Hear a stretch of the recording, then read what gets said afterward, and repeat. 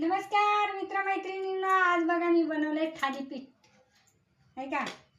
बघा मस्त असं बनवलेलं आहे आणि मऊ पण झालेले आहेत। बघा किती मऊ झालेले आहेत। आणि इथं मी आता घेतली शेजवान चटणी त्याच्याबरोबर खायला।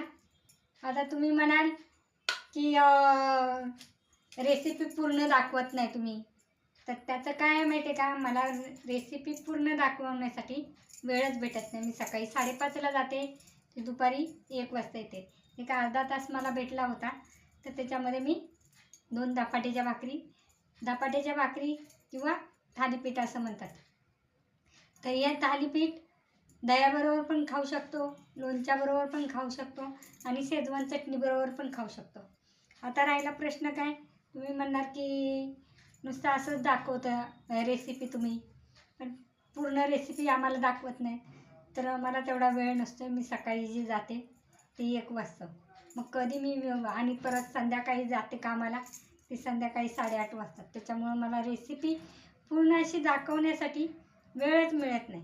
तर आपलं मी जे बनवते ते तुम्हाला दाखवते, कारण का आज माझी इच्छा झाली होती धपाट्याची भाकरी खायची म्हणून, तर मी आज बनवलेलं आहे।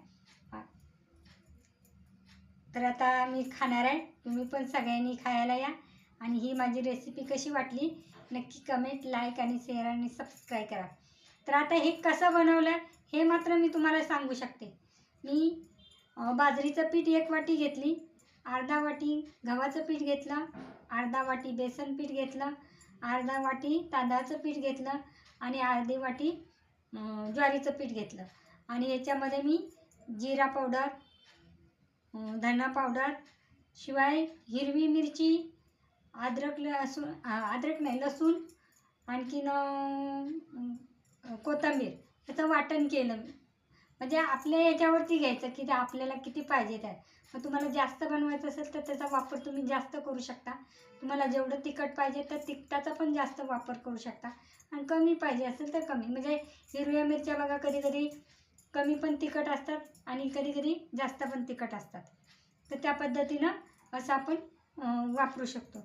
तर हे सगळं एकत्र मिक्स करायचं, हळद टाकायची, मीठ टाकायचं, थोडासा ओवा टाकायचा आणि जिरा पावडर टाकल्यामुळे जिऱ्याची गरज नाही।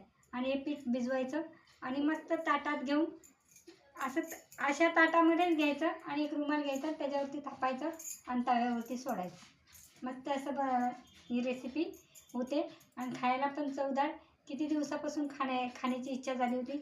मी मागे पण एक व्हिडिओ टाकलेला आहे याचा, पण ते गावी असताना केलेलं होते थालीपीठ। तर तुम्ही नक्कीच बनवून बघा आणि नक्कीच खा।